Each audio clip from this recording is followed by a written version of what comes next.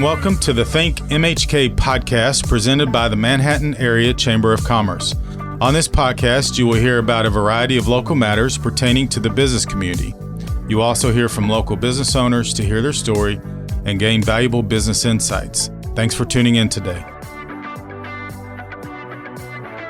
We have a very special guest with us today on the ThinkMHK podcast, someone that everyone will know, our esteemed senior senator from the state of Kansas, U.S. Senator Jerry Moran. Senator Moran, welcome to the ThinkMHK podcast. Jason, it's really good to be with you and to be with the Manhattan Chamber, and I appreciate the relationship we have and look forward to having a conversation with those who are interested in what we have to say today. Yeah. Now, a lot of times we talk about issues and those kind of things, but we really are today wanting to just learn more about you as a person and why you decided to get into this career and then eventually talk about why you decided to make Manhattan your home. So we're not going to talk about specific issues in Washington. So if anybody's listening thinking that we're going to hear about certain positions you have on issues, that's not what this is about. We're going to get to learn about the town hall meetings. That's right. All absolutely. Right. So I read a little bit about you in getting prepared for this, but we always like to hear people's stories about where they came from, where they grew up, and how did those experiences shape who you are today? Jason, in at least the way I look at it, there's virtually nothing in my life that would suggest I would grow up to be a United States senator, maybe other than I'm an American citizen. We have the opportunities in this country that don't exist lots of places. But I grew up in small town western Kansas. My dad was an oil field worker. My mom was the lady who paid your light bill too in our little town. And I happened to be one of those kids who liked government. That was one of the classes I liked, history. Most of my classmates found that odd, and I read a lot. I grew up ultimately started kindergarten and graduated from high school in Plainville, a town that's about 2,000 people now, a little bit north of Hayes. And my only source of knowing what's going on in the rest of the world was generally what I read, and I was the kid who sat on the library steps and read those books and saw the rest of the world. I met my congressman when I was in high school. I was the student body president of Plainville High School, and the congressman spoke at a dinner that our student council had organized to raise money for scholarships. He remembered me enough to, when I was in college, to invite me to come be an intern, a summer intern in the nation's capital. And I was reluctant to go. I'm a first-generation college graduate. I was having a good time in college. And my parents were the ones who were smart enough to say, why don't you go experience what Washington, D.C. might show you? Turned out to be the summer of 1974, turned out to be the summer of Watergate. So I watched President Nixon get impeached. I attended the Peter Rodino Judiciary Committee hearings and lived a moment of American history. And probably the first, not with much seriousness, but gave this thought, maybe someday I could be an elected official. Maybe I could be a member of Congress. And I'd do it slightly different than what I saw that went on in Washington, D.C. in those days. So eventually you left your hometown and went to law school. What made you decide to get into law? So I have a degree in economics. I returned home and actually returned close to home and was a small town banker for several years in a couple of banks, and worked on an MBA at Fort Hays State, and then decided that law school would be an opportunity for me to have a better career. I mean, one of the things that a law degree gives you is the opportunity to live where you want to live. And I didn't have a farm to return to, didn't have a family business to return to, but I knew that I wanted to be a part of a community, wanted to be a part of Kansas, and that degree gave me that opportunity. It's also a degree that lots of people pursue when they don't know what else they want to do. And I found law school compelling, enjoyable. I made some of my best friends in life, but really was designed to be able to return. And although I practiced law in Kansas City for 2 or 3 years after I graduated from law school in a big downtown Kansas City firm, I returned not to Plainville, but to Hayes, and went from the largest law firm in Kansas City to the largest law firm in Hayes, the difference of about 450 lawyers difference, and just became a part of a community. Got involved in the Chamber of Commerce, was the vice president of the Chamber of Commerce in Hayes. Never could get elected to be the chairman, so I've not experienced leading a chamber, but got involved in the daycare board and the library board and the Lions Club and the Rotary Club, and to do the things that many people do across our state when they live in a community, they engage. And I did, and it was very valuable to me, meaningful to me. I liked the idea of being involved in a community where you could make a difference. I'll tell you what, when you decide to step away from politics, we will get you in the rotation to be chairman of the chamber here in Manhattan. So just so you can check that off on your accomplishments. I've said the only civic board I'll serve on when you all throw me out of office is that I'll go back to being on the library board. There was no controversy that ever occurred while I was on the library board, except for whether the Madonna sex book should be on the shelf. And I was going to say, I think that might have changed a little bit in today's political times. So you decided to get into politics and run for the Kansas Senate in 1988. What was the reason behind that? So it really, there was, I indicated I'd been an intern as a 20-year-old in the nation's capital. There wasn't a plan to the way that this has turned out for me. But I did the things that people do in a community, as I just indicated, and it occurred to me that I thought I could do a good job representing a 9-county district in western central Kansas. But I lived, this is something that people don't generally recognize today. Ellis County, Hays, was a solidly Democratic community. Not a Republican in the courthouse, not a Republican elected to the state legislature in 25 years. And I ran against a Democratic incumbent and won a state Senate seat by 141 votes out of 26,784. Landslide. Yeah. 50.02% of the vote. Yep. And I went to work in Topeka. Incidentally, my paths with Manhattan began to firm up then. Lana Oline was my state Senate seatmate. She was elected the same year, and we became friends and seatmates in the state Senate. I did what legislators do, went to work and tried to make a difference for my constituents and for my state. One thing led to another, and I was elected the vice president of the Senate, and then I was elected the majority leader of the state Senate. None of which I'd intended to do as I was there for 2 terms and concluded I needed to get home and earn a living. And we had a family. Our kids were 6 and 8. Kelsey and Alex were 6 and 8 when I was elected, and needed to spend time trying to put food on the table more than what the state legislature would allow. It does take a lot of time for very little reward, at least fiscal rewards. There's a lot of reward. Yeah, correct. So I happened this week to run into Congressman Tracy Mann, and he's home and was talking about all of his town halls that he's doing. And when we talked about the size of the Big First, so the first district, state of Kansas, you were a representative representing that district. What are the challenges of having a district that large, and how were you able to stay close to your constituents? Well, the state Senate did then lead to, there was a vacancy. Senator Roberts, then Congressman Roberts, announced he was running for the U.S. Senate. He had forewarned me and said, you need to get your running shoes on because in the future I'm going to run for the United States Senate. And we had kind of a family discussion and concluded that we'd try this. And I got elected to what was then probably a 64-county district. It grew with reapportionment to 69 counties. So you represent really almost 3/4 of the geography of Kansas. It was everything. I represented Wabaunsee County West. Which now goes to Lawrence. Isn't that crazy? It's a sign of what's happening in rural places across Kansas. It takes more geography all the time to get the same number of people. So when you divide the state equally, it takes a lot of space.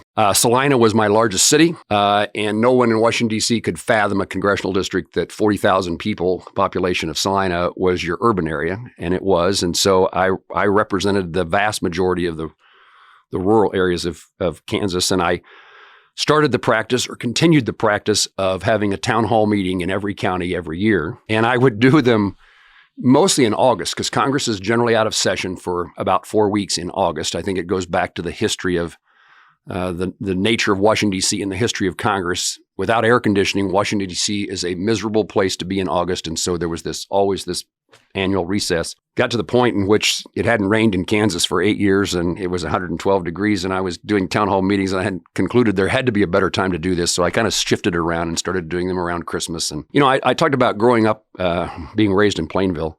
Sometimes people will ask me, so what do I need to do? What degree do I need? What does it take if you want to run for office? And I attribute my whatever skills I have. I mean, I would say, first of all, it takes like caring for people and being genuine and being able to demonstrate to people that you care about them and that you mean it. It's not just a fraud.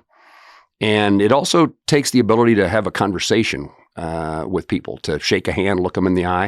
I don't think it necessarily, at least with me, comes naturally. But as a kid, I worked in a hardware store, then called Coast to Coast, now a True Value store. And I was, people walk in the door and you introduce yourself and they need some bicycle part and you're trying to figure out how to solve their problem. And having the ability to communicate and have a conversation. And that continued with 69 town hall meetings, one in each county. And we've continued that practice almost as regularly. COVID diminished the frequency of those, and they're returning. Yeah, I think I was reading somewhere the year before COVID, so I've been 2019. I believe you led the Senate in a number of town hall meetings. Is that right? Yes, that's true. So no senator had more town hall meetings than I did prior to COVID. One of those town hall meetings took place in a town in northwest Kansas, population about, 400. I was the only senator in the country having town hall meetings during the debate about repeal of Obamacare. And so what should have been or could have been a very local town hall meeting with a handful of folks, Palco, Kansas hosted about 400 people from all over Kansas and a few from outside the country, plus the New York Times, the Wall Street Journal, the Washington Post, CNN, a Dutch television station. And we had a bit of a raucous town hall meeting in a little town. So these things they don't always turn out exactly as you expect them to be.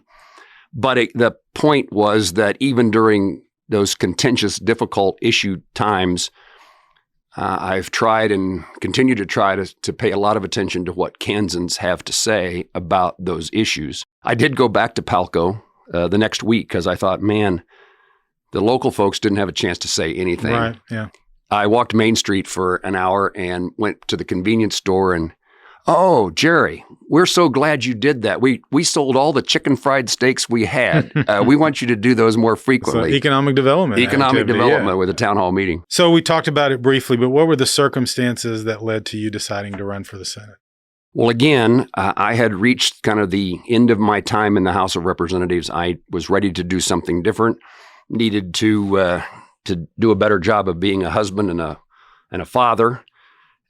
Somehow that didn't. I hope my kids have benefited from the experiences they've had with a dad who's been gone a lot, but that's still not a perfect kind of way of raising a family. But I was ready to end that phase of my professional life, and the predecessor in the Senate, Sam Brownback, announced that he was not running for re-election. He had made a term limit pledge, and lived up to that pledge. And so there was an opening in the United States Senate. And so just as each time I'm ready to walk away, a new opportunity in elective office has kind of opened the door. I ran and now 3 terms, now in my 3rd term, and appreciate the opportunity that Kansans have given me to try to make a difference on their behalf. Well, the good news, at least from your standpoint, from a campaigning, it wasn't a much larger area than you'd already campaigned in as the 1st district. Correct? You mentioned Congressman Mann. Tracy was my first intern in my days of being a new congressman. Everybody has had to try to follow this practice of having these town hall meetings in every county. And so that has a bit preceded me and a bit followed me, with others doing the same thing. But it is true, and we've elected United States senators frequently. With the last 4 United States senators came from Western Kansas. I think the demographics of our state are changing. That becomes less likely over time. The population is shifting to the east. And in the last election, 26% of the votes cast in a U.S. Senate race in Kansas came from one county, Johnson. And so Western Kansas is a good place to live and to raise a family. It has been a good place to come from if you want to run statewide office. And part of that is that most candidates don't want to put in the time to visit every county, every community, and the distances that exist out there just make it very difficult for folks to get acquainted. And coming from there, And being elected from there gives you a leg up, has given you a leg up over now a long time of Kansas history, going back to Bob Dole. Yeah, I hadn't even thought about it, but as you pointed out, Senator Marshall, Senator Roberts, and Senator Dole all came out of that district. That's True. Pretty remarkable. I hadn't thought about that. So, well, and now Manhattan Riley County is part of that district. I always lobbied to have Riley County put in the first district, and Senator Olien was strongly opposed to that and got her way. Those decisions are made by the legislature every 10 years based upon the census. And I remember offering, I'll move to Keats if you'll put Riley County into the first district. I always kind of say Manhattan feels like the capital of Western Kansas, just because of Kansas State and some of the other things. Manhattan is a huge component. I mean, I don't know how Manhattan folks, at least at the time I was an elected official in Congress, they weren't interested in coming into the first district.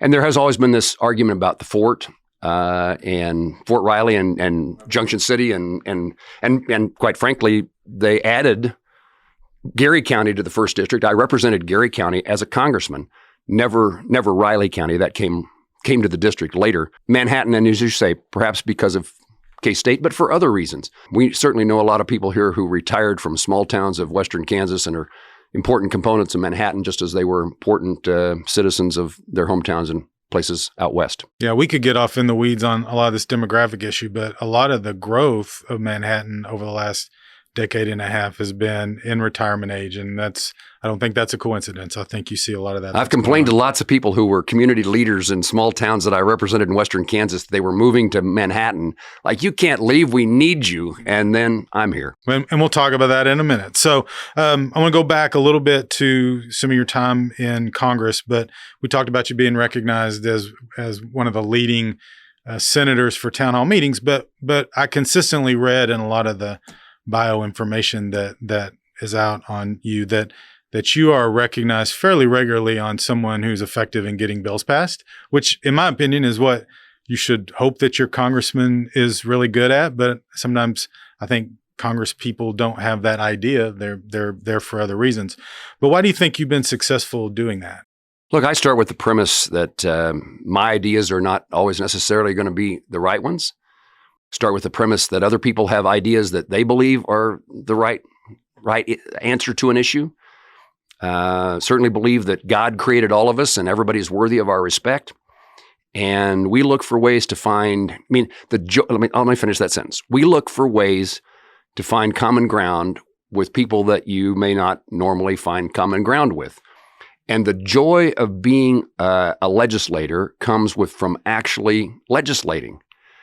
And you're right. Today's politics, sometimes it seems like the fight is the desired outcome as compared to the passage of a piece of legislation or the solution to a problem. My satisfaction comes more from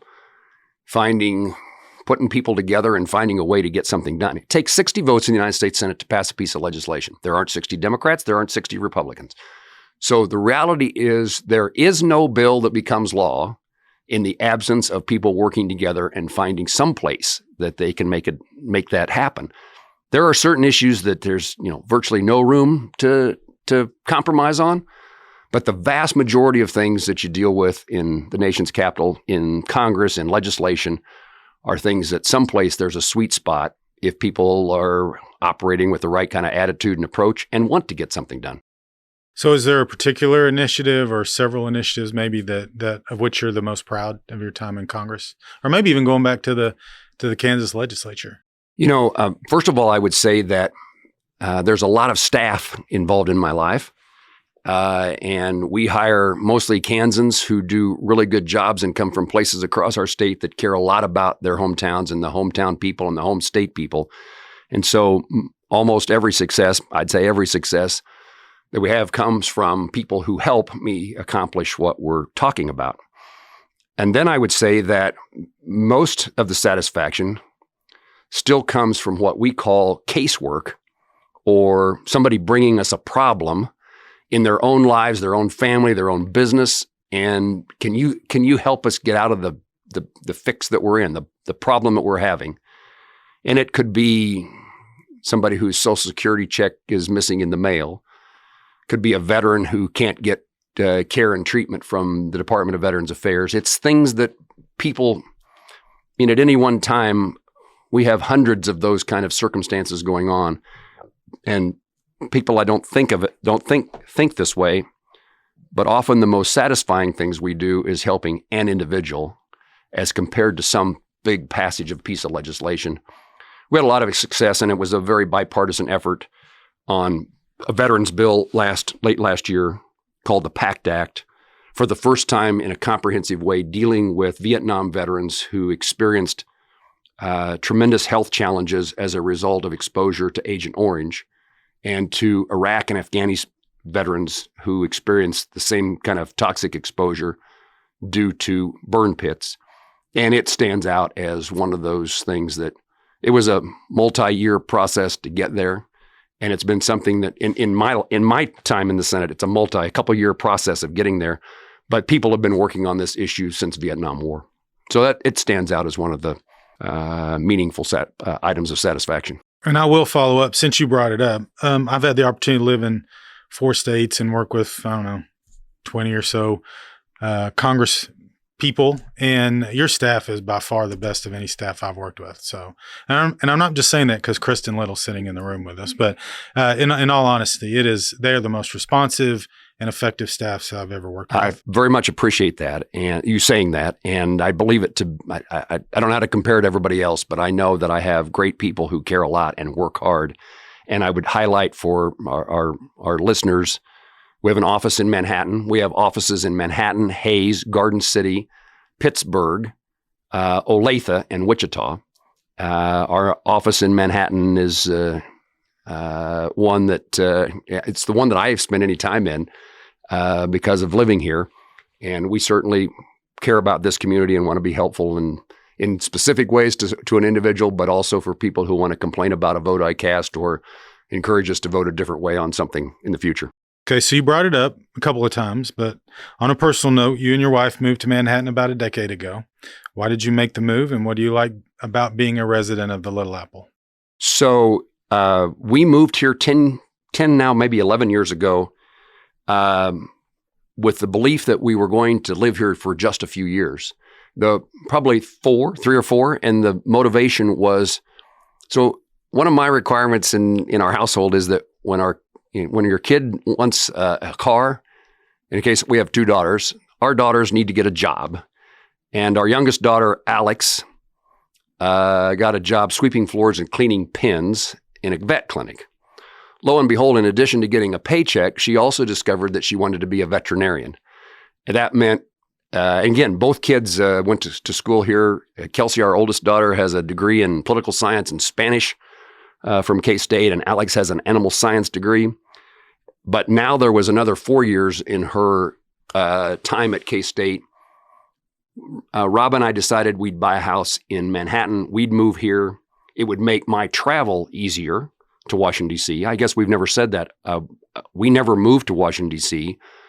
I've been on an airplane every Monday, every Thursday, Friday for a long time now.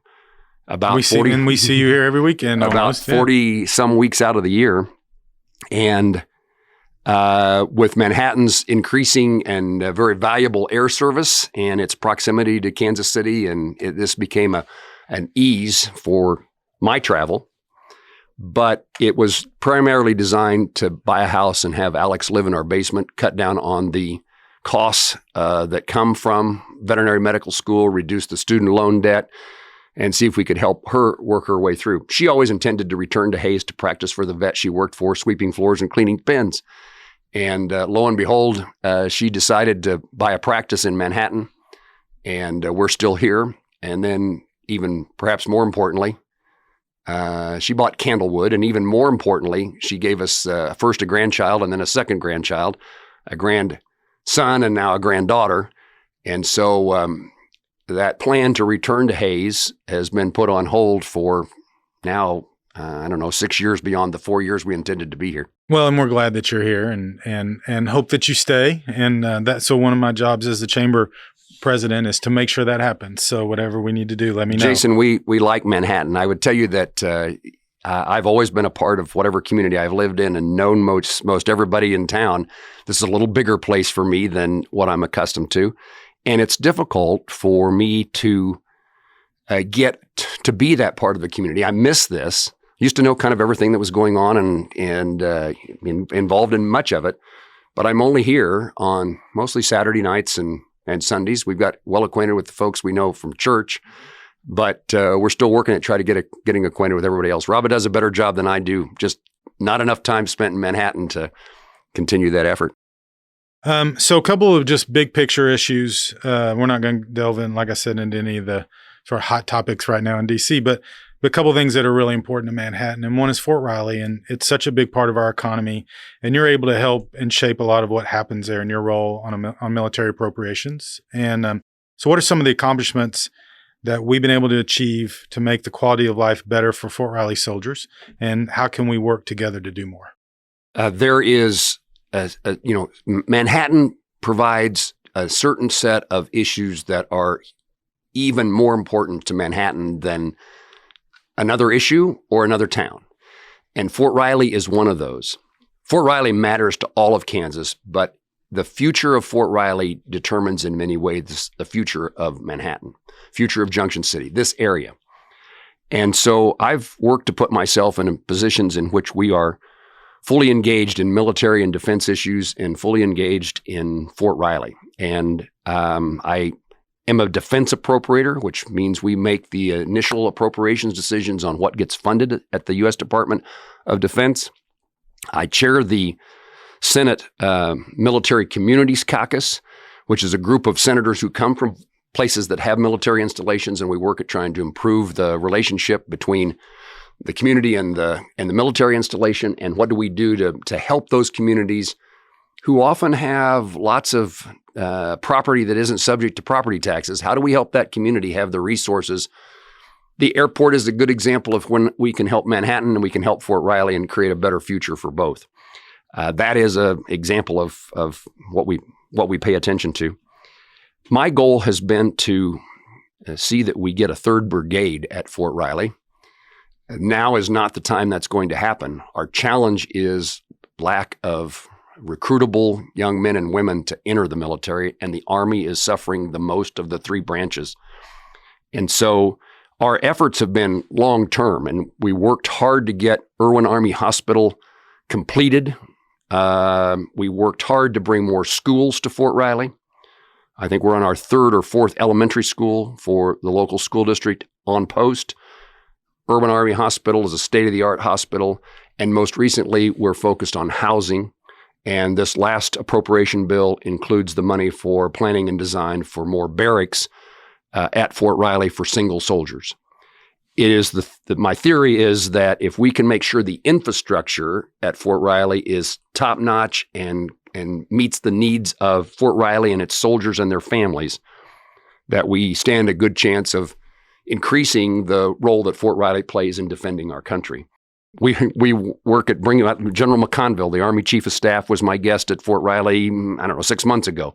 We work at bringing those kind of people to Fort Riley because we have to overcome this. You're out there in the middle of nowhere. And a lot of what the Army needs today is rapid response. And we need to convince and make certain it's known how capable we are at Fort Riley. Jason, you mentioned a moment ago about people who retire to Manhattan. One of the assets we have, Fort Riley, allows for lots of soldiers as they leave active duty to make the decision that they and their families will remain here. And I hear it all the time. People who tell me they grew up in Mississippi or Maine or Washington State, and then they came to Fort Riley and decided, this is where I want to retire when I leave the military. And so we also work on the retired military side and the veteran side to try to make sure that veterans who have experienced time at Fort Riley realize that they have an ally and supporter and communities that are welcoming to them. You talked briefly about, and I don't want to let it go without sort of delving and explaining exactly how important the airport project was, because we are in the process of having our runway basically rebuilt. So the airport will be closed for 3 months, and FAA pays to do that up to 90%. But they'll only pay to do what they determine is the need. And it's the need of the FAA, not necessarily the need of all the other people in the community, including the Army. And so the FAA agreed to rebuild the runway only to 100 feet wide. We're currently 150 feet wide. And the 150 feet wide allows the transports that Fort Riley uses to land in Manhattan. So if we hadn't have gotten the runway to 150 foot wide, the transports now have to go to Salina or Topeka or somewhere else. And it devalues our ability to be responsive that you mentioned. And you helped create a program at the Pentagon called the Defense Community Infrastructure Program that addresses these issues specifically. And we were able to make an application. We got $5 million, which is enough to take it the full 150. And so we're now going to see that runway being rebuilt to the full 150. Jason, thank you for knowing that. And we did. We created, this is an example of where working together with other members of Congress who have a fort or a military installation in their district is to create a program that provides grants to communities in that circumstance. And this grant program was utilized then after we got it passed into law. We appropriated the money for it. So step one is to get the bill that allows it. Step two is to put the money into it. And then step three is to get Manhattan's airport to be a recipient of those dollars. And that is, it's very useful for me to be able to say, whenever I can remember the days in which you're talking to Pentagon brass and you're saying, but we have Topeka and Forbes Field just down the road.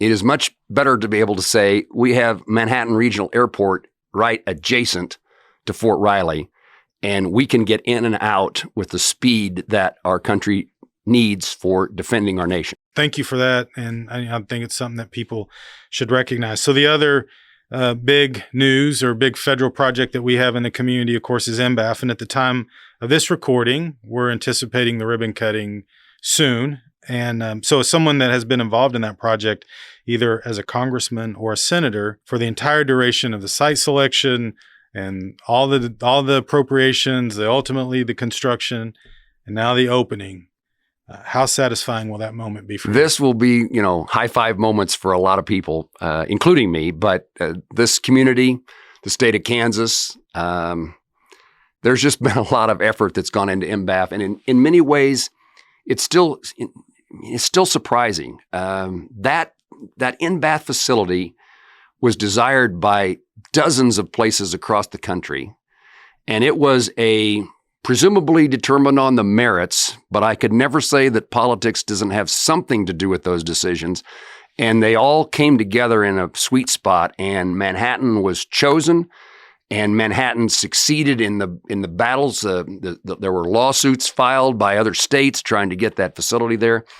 And we have a lot of opportunity for growth in this community. Not only are we doing something at NBAF, will we be doing something at NBAF that helps better protect our country from natural and human efforts to do damage to our food supply, to animal health, but we will be doing something that creates an opportunity for job creation in this part of Kansas for a long time. One of my goals, just as a citizen, perhaps not even as a senator, we're an agricultural state. We're an energy producing state. We manufacture lots of airplanes. We have lots of kind of components of what our economy is.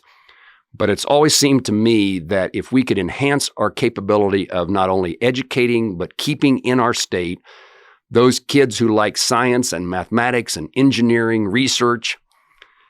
The KU Cancer Center, sounds like I'm changing the subject, but that was that and NBAF were the first two attempts that I was involved in trying to create opportunities for kids to pursue careers in science. And in the process, kind of change the nature of our state's future and bring us forward to never walking away from those other things.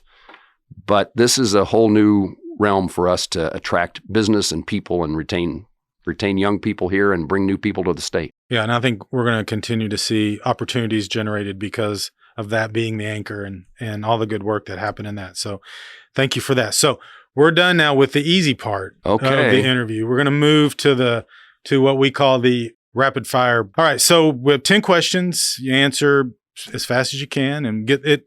It helps us get to know you a little better. So are you ready? Ready. Okay. If you could only watch one television show for the rest of your life, what show would that be?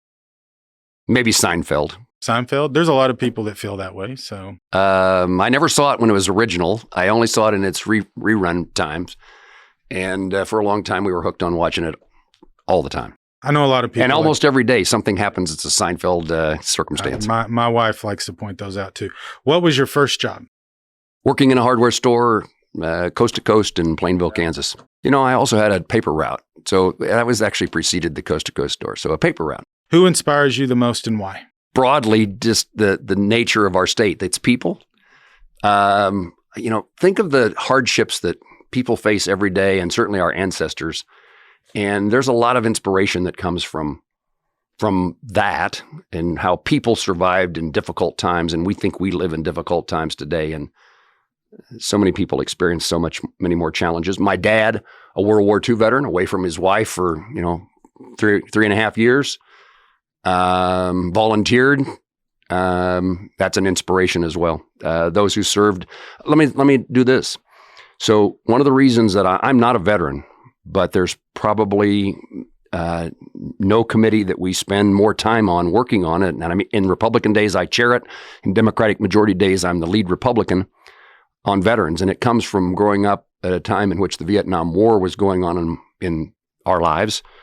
And I happened to be 16 instead of 18. If you're a year or two older than me, you served in Vietnam. And it is the reason that I'm trying to repay for all those who served when I saw what they experienced when many of them returned home from their military service. And so that inspires me. There's a long list. If you talk about political figures, I know that many Kansans would love to have Bob Dole and Nancy Kassebaum as their senators, and both of them are people that I grew up working with and for. Well, of course, in your position, you get to meet a lot of those inspirational people. So we'll give you leeway to expand that. So what is the most interesting place you traveled? This job allows me to travel, and perhaps I don't know whether interesting is the right word, but the highlight of travel was going to Iraq during the Iraq War, being on a Black Hawk helicopter. Katrina Gear, who is now a local citizen of this community, was reporting back to her parents in Hutchinson, Kansas, and the Hutchinson News was reporting in the paper her experiences as a member of the Army in Iraq. And I was with General Petraeus, and I tell him, I read in the paper, there's a Black Hawk helicopter pilot here from Kansas, and I wondered if you knew her. And he said, well, let's ask the pilot. The pilot turns out to be her. And then I went on further with General Petraeus and said that, so I read in the paper that she'd been injured in a Humvee attack, and an hour later, a general's aide taps my shoulder, hands me a Purple Heart, and we pin a Purple Heart on Katrina in Iraq, in Mosul, Iraq. That's like a highlight of travel. That's a great answer. And one, again, you have a lot of experiences that the rest of us don't get to do. And so that's a great answer. What is the one thing that instantly makes your day better? In Washington, D.C., it's when Kansans come visit. That is a great answer. Aside from necessities, what one thing could you not go a day without? I'm a huge fan of cheese and ice cream. That's probably the trivial things that I couldn't do without. Do you prefer working remotely or in the office? I despise working remotely. I want Zoom out of my life. I hated the time in COVID in which that was the only way to do it. And I think that we're missing something as people work from home. How do you put a team together if you're never in the same room together? And I'm going to tell a quick story because I wondered if I'd get a spot to tell this story. But I think it's important because I think it talks a lot about how you feel about your constituents. So at one point, I had reached out to your staff and said, if the senator ever has a few minutes, I'd like to grab his ear and talk to him about a few things going on in Manhattan.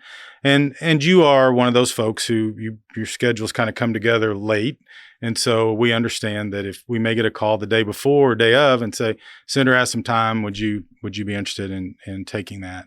And sometimes Senator wants to come to one of your meetings and talk. I mean, we try to accommodate that. And so I got a call probably from Kristen the day before, said, Senator has some time tomorrow. Would you be interested in coming by the office? I said, absolutely, I'll be there. So that night I started feeling bad. Next morning I woke up, and actually the reason I tested was because I was supposed to go see my mother that day, but tested for COVID and I was positive. And so I called your office and said, I am so sorry, but I have COVID, and obviously I don't want to expose the senator. So we can either reschedule or we can do Zoom. And they said, oh, no, the senator doesn't like to do Zoom. So we'll reschedule. And so I realized right then that we're probably not going to have many Zoom meetings. But the one thing that I do want to say, and I've told this story 100 times because it's the first time it's ever happened to me anyway. About a week later, I get a call on my phone. And it's an unknown number. And usually I don't answer those. So I don't know what made me decide to answer this one. And it was like, Jason, Senator Moran. And I said, oh, how are you doing? He goes, are you feeling okay? I was just checking on you. And I thought, here's a U.S. Senator checking to see if I'm feeling okay. So I just wanted to tell you publicly, A, how much I appreciate it, but B, that just doesn't happen in other places. And so what I learned from that conversation is you were really only caring about your mother, which makes sense. Well, that's all right. Well, you know how that works. But I don't like Zoom, and we've used it and used it and used it. But it's hard to pull people together over that medium. But I just think it's important to point out when people go above and beyond, and I appreciated that. What job did you want as a kid? My initial desire was to be a geologist. And in fourth grade, I wrote a 100-page book on geology. And so in fourth grade, you wrote a 100-page book on it was geology. Colored and things cut out of magazines. And what was the impetus for something like that? Did you know somebody that was a geologist? No, I didn't know anybody that's a geologist, but I was interested in the history, just how the Earth was created, and of course growing up in that part of Kansas, oil is a significant component of the economy. My dad worked in the oil patch, and so knowing how to find oil was, I think, part of that in my mind. And I probably had 7 different majors when I was in college, trying to figure out where I was going to land, and I didn't get a degree in political science. We, growing up in Oklahoma and the 70s as a kid, I knew a lot of geologists. Then in the 80s, I knew a lot of former geologists. So a good point. Yeah, so it's probably a good idea you went into what you went into. So what are you currently reading? Chip Wars. Chris Miller's the author, and it's the battle of trying to make certain that the U.S. does not lose its technological advantages or we get rid of our disadvantages in our relationship with China and the rest of the world. We are manufacturing way too many things, including chips, that are important to our national defense and to our economy in places that we have little control over, and they are our adversaries. And of course, we're making some advancements in Kansas in our ability to attract those kind of companies here. Absolutely. So that's good. If you could write a book, I guess other than geology, if you could write a book about anything, what would it be about?